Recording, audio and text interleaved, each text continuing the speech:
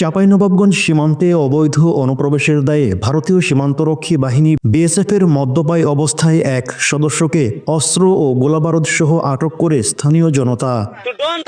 পরে তাকে পতাকা বৈঠকের মাধ্যমে ফেরত দেয় বিজিবি। আজ বুধবার সকালে সদর উপজেলার নারায়ণপুর ইউনিয়নের জহুরপুর সীমান্তে এ ঘটনা ঘটে। আটককৃত বিএসএফ সদস্যের নাম শ্রী গণেশ মতির। তিনি ভারতীয় নূপুরপুর ৭১ বিএসএফ ক্যাম্পের সিনিয়র সদস্য। এ ঘটনার সত্যতা নিশ্চিত করে ৫৩ বিজিবির অধিনায়ক লেফটেন্যান্ট কর্নেল ফাহাদ মাহমুদ রিঙ্কু। অন্যদিকে স্থানীয় গ্রামবাসী ও নারায়ণপুর ইউপি চেয়ারম্যান নাজির আহমেদ গণমাধ্যমকে বলেন, জহরপুর সীমান্তের পিলার ১৯-এর সাব পিলার ৫-এর সামনে সাতরিশা এলাকায় বাংলাদেশি গরু ছাগল মাঠে চড়ানোর সময় ভারতের ৫১ বিএসএফ এর নূপুরপুর ক্যাম্পের এলাকায় প্রবেশ করে। এ সময় ওই বিএসএফ সদস্য গরু ছাগলকে ধাওয়া করে বাংলাদেশের অভ্যন্তরে ঢুকে পড়ে। পরে স্থানীয় জনতা তাকে আটক করে বিজিবির কাছে সুপর্দ করে।